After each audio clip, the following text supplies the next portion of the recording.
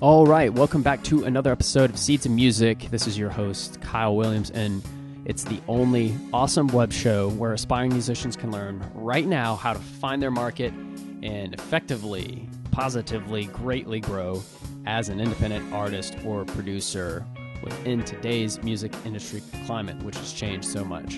And, even if you don't consider yourself serious about music, in these interviews, you're going to have a lot of fun with the great tips and advice and insights that it's just going to help you enjoy your hobby, whatever instrument you play, even more. And you can even apply these lessons in any situation, vocation, to be more creative with it and reach your goals and do what you love every day. So today on the show, we have Katy, Jade, Dobson. And, this is going to be our first interview with a visual artist, a painter, actually. And I probably said this, I know I said this in the interview, actually, but I'll just say it here. I'd like to bring creatives of all types onto this web show, Seeds of Music, because I believe that the way that we promote ourselves in today's environment, in today's economy, and how we nurture our own creativity and manage our time has a lot of similarities and a lot of overlap. So we're actually going to be able to learn a lot as musicians and producers from other creatives, whether they're painters or sculptors and whatnot. And so this interview actually is our first also coming from overseas, because Katy is off across the ocean in Lincoln, United Kingdom. And we're going to talk a little bit about, her strategies for having an online presence, maintaining lots of different social media platforms. The first time I actually came across her was from an ad on Facebook, and I clicked on it, liked her art, and also noticed that she had about 1,000 likes to her Facebook fan page, and she's been pretty successful being able to sell her artwork and also get commission work and grow her own online presence and her local networking circles as well. So let's jump right into it and figure out how she's doing this. Okay, guys, welcome to another episode of Seeds of Music. This episode is pretty exciting. It's different. It's my first interview that's stretching all the way across the ocean into many different time zones. So we have Katy, Jade, Dobson on the show. Thank you for coming on. Thank you. So as a lot of people are watching the show know, I like to bring creatives of all different types of disciplines onto the show, because I kind of feel like the strategies that we have for promoting ourselves, mainly through the internet, and how we nurture our own creativity kind of overlap. So it's exciting to have a visual artist like you on this show. So the first thing I wanted to ask you is, like, you currently have about over 1,000 likes on your Facebook page. Can you tell us a little bit about the process of how you went from 0 to that number? Well, it was just putting out as much work as possible. That was it. Just creating as much as I possibly could and just putting it out all the time. So, and then people they like it. They like it when you're consistent as well. And like to see the development as well. Then they want to see what you're about to produce. Just consistency. So you'd say like consistency is probably like the biggest factor that helps you get that momentum. Definitely. Okay. Yeah, that definitely makes sense, because a lot of what I hear whenever I'm watching blogs about at least building an online presence, whether it's like a business or a personal brand, then they always talk about consistency. So you got to have some kind of content coming out on a consistent basis. I mean, how many paintings how long does it take to do a painting, and how often do they come out? I work really fast. So that works in my favour, because I can just keep producing and keep it fresh and keep it in people's newsfeed. So I'd say I could do 3 a week or something like that. And but then there's a lot of work from that, in that you can take pictures of the development or the studio space and feed it out and stagger it, and it keeps people interested and when they see the process behind it. So how much of your time do you think would you say you spend on actually creating the art, as opposed to doing the footwork, on your online platforms like your website? I mean, is it 50-50 split or 80-20 or what is it? 50-50. 50-50? Okay. Yeah, there's a lot of work behind the scenes in trying to get your work out. Yeah, I'd say 50-50. Is it just you doing this right now, or do you have friends, or are you paying someone to, run one of your Twitter feed, or how does that work for you? No, I've just done it myself. Just with my laptop. The internet's probably the best resource that you can have. You can get everything. Just Google anything, do everything, and so it's just being from the internet. I just sort of used it as a really important resource and just ran with it. Was it? I know probably artists are stereotyped as not being very technical, but do you find that you are kind of fit into that category, or have you always been comfortable with computers? I mean, has it been a struggle for you to try to learn, how to use, Twitter or WordPress or whatever? Has it been difficult? It was at first, but I'm quite business-minded. I'm not amazing at technology, but I mean, Twitter I'm still getting the hang of. That's a really good one to have, apparently, over here. But I'm still getting the hang of that one. But no, it was quite hard. But my WordPress website is a few years in the. I've been doing posts and everything for a long time on that, and it was only in January that I started painting properly with oil paints and with colour and feeding it through these sites. And so that's technically it's a few years of work, but it's been 5 months of really hammering it. Okay. Do you feel like once you started really concentrating and focusing, did you get your most growth, or was it all pretty much straight? Okay. So definitely. When you throw yourself into it, there's an outcome. Yeah, who would have thought? You work hard and something happens. Yeah. It's kind of like a no-brainer, but people need to be reminded of that all the time, because you forget. You probably think, oh, it's 3 months and nothing's happened, and Yeah. You just have to give it time. But and then there's dips as well. There's dips where you get disheartened and you might not get as much feedback as you want, and then it's just pushing through that again. How do you push through that? Is there do you have a certain technique? Do you I don't know, go out for a nice dinner or meditate, or I mean, how do you get through those dips? Well, I just end up doing more work, really. If there's a dip and I panic, then I'll just do another painting and make sure it's really good. Just okay, gotcha. Just that. I gotcha. Hey, it works. Actually, that probably works better than what I'd probably do, which is, I don't know, probably watch Netflix, but it's not as productive.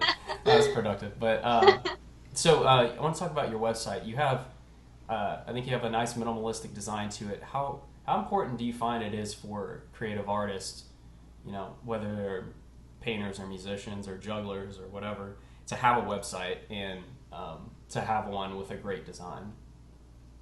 I think it does depend on what it is you're doing, because sort of visual art, I think it needs to be on a plain background so it can stand out. Especially mine, it just looks too crowded, too overworked.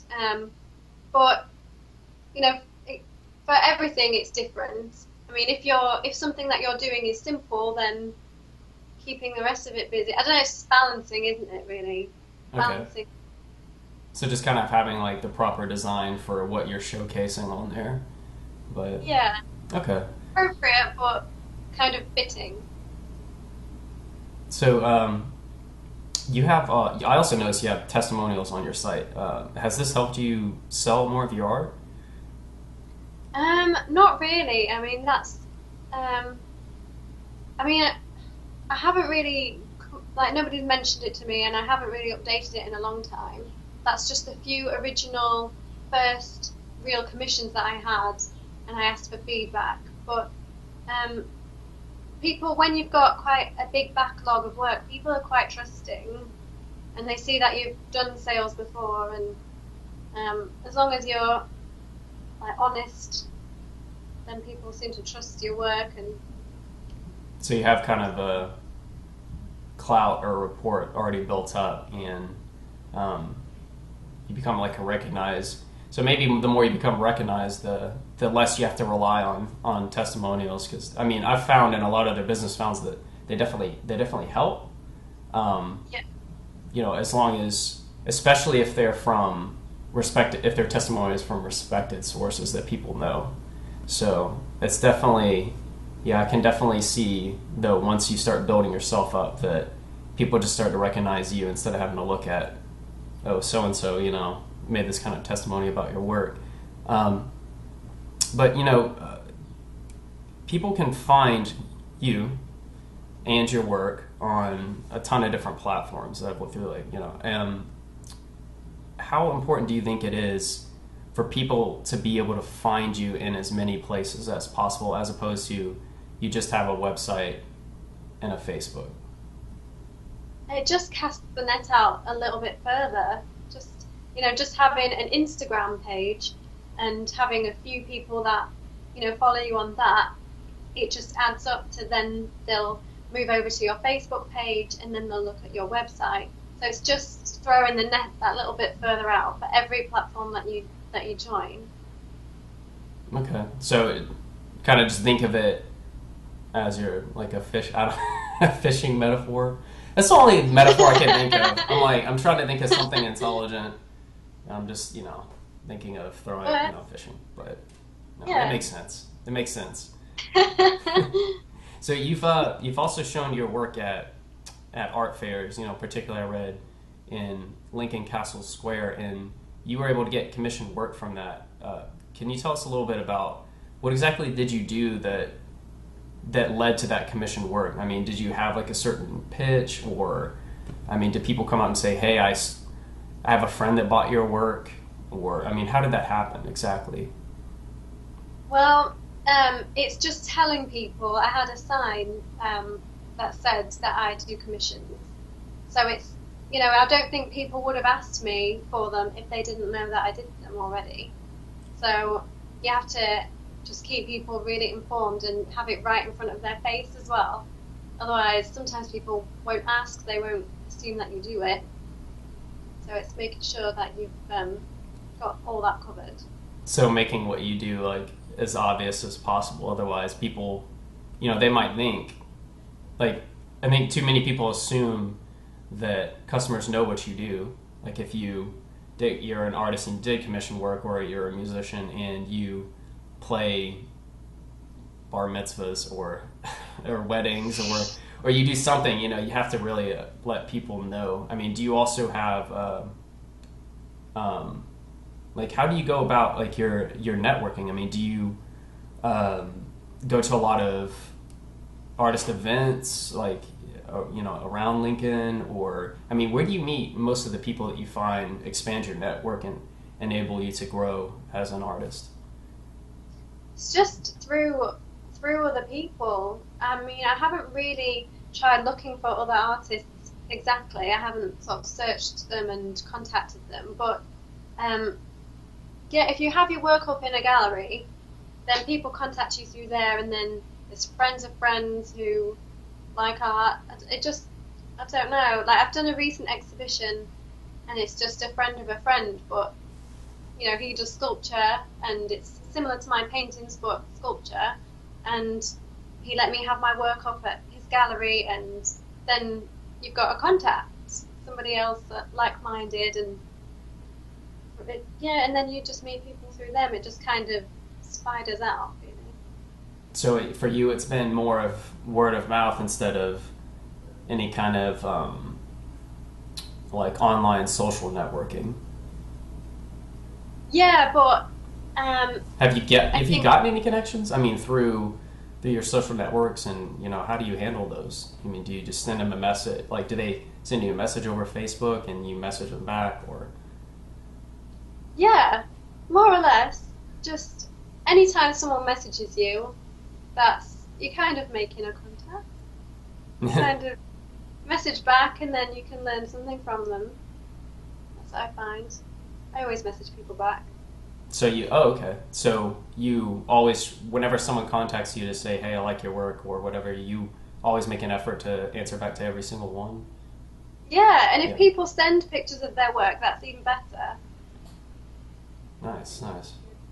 Yeah, that's definitely what I've been hearing a lot too, is in the beginning, especially in the beginning, why you have the time, even though you're really busy, you're probably definitely very busy, you always try to respond to everybody, because you never know, that person could, be like a very useful, very great person having in your network or in your life, just as a friend, because you never know. But you've shipped work overseas too, and what has been your strategy in reaching out to the global community and finding people that might be interested in your work? Because I know you have your website and your Twitter, but how exactly did you get that overseas work? I'm not sure. I think it's just making sure that you've got a good internet presence, and then anyone can find you. There's one particular commission that I got where the lady just typed into Google oil painting of a stag or something really simple like that, and she came across my website. And so it's just having good headlines in your website and just throwing your work out as far as you can, and then it can be thrown far enough overseas. So, like, you mentioned having good headlines. I mean, where do you, how did you learn how to write headlines? I mean, is that something you have kind of worked on in your spare time? Because it seems like headlines are important, because otherwise... They're a lot more important than I thought. Yeah, well, I realised when you look back at your stats, your website stats, and what people searched and how they came across your website, and it's just simple words like kingfishers or stag or oil painting, and I realised that's just all the simple stuff that's just in the headlines of a blog post or any kind of post online, and that seems to be the thing that people find. I didn't realise that that's how it was, but that seems to be how the internet works. Yeah. Okay. So I mean, whatever works. I mean, it definitely. I mean, as far as like the keywords that people search in your headlines, I mean, you're right. That's the spot where your keywords need to be. Like, if someone's searching for stag art or for oil painting elephant, when they search for that, they're going to click on the link that has in the headline, which is the title of your blog post, and it's going to be right there, and it's going to say,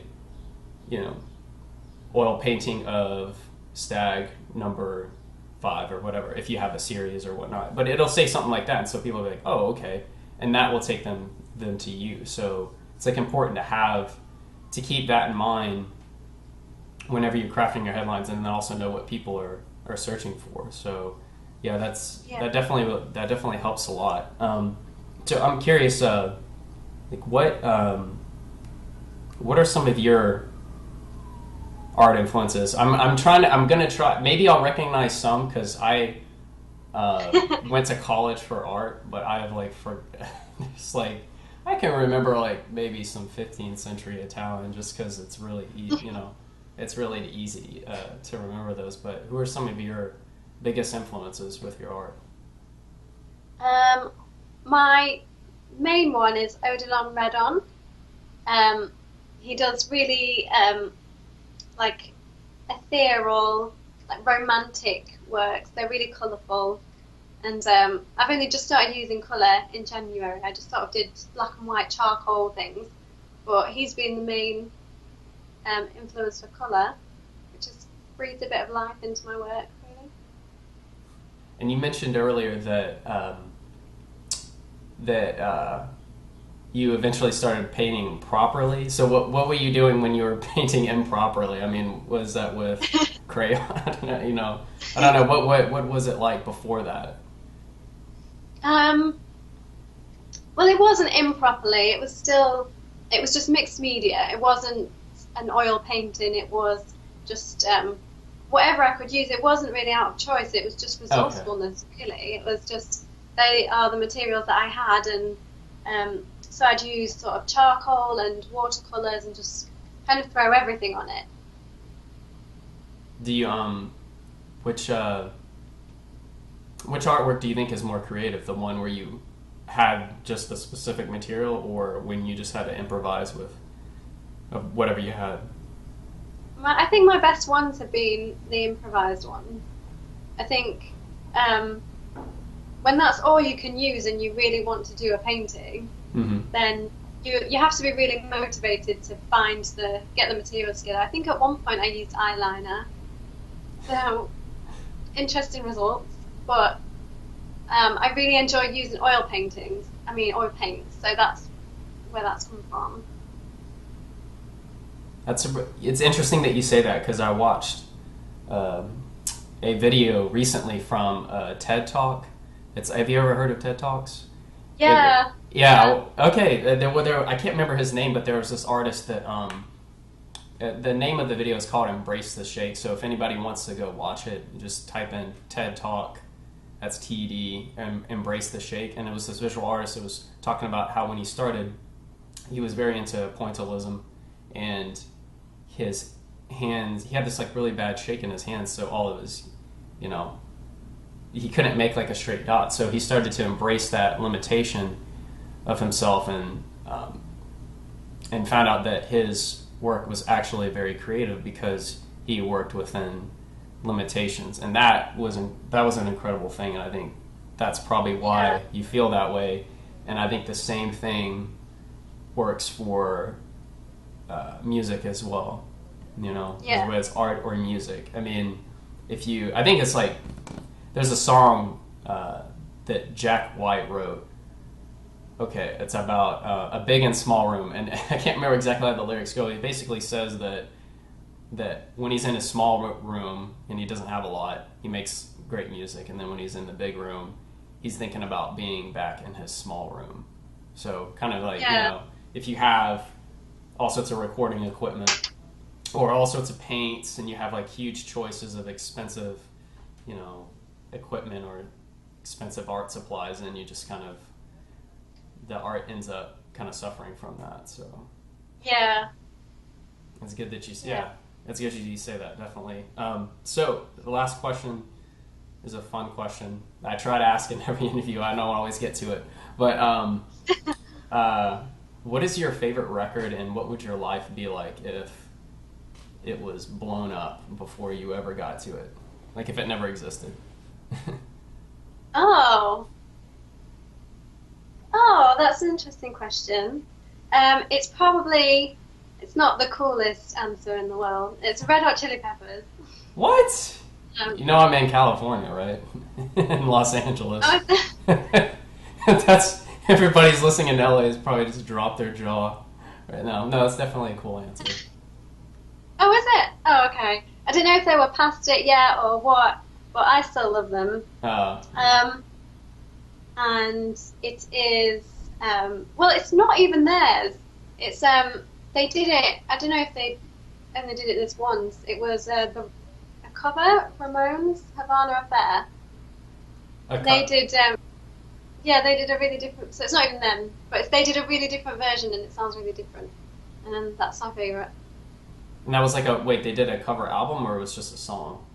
No, just a song, and I think they just did it once live. They didn't. Okay. It was just. Do you have like a favorite album though, like a collection of songs?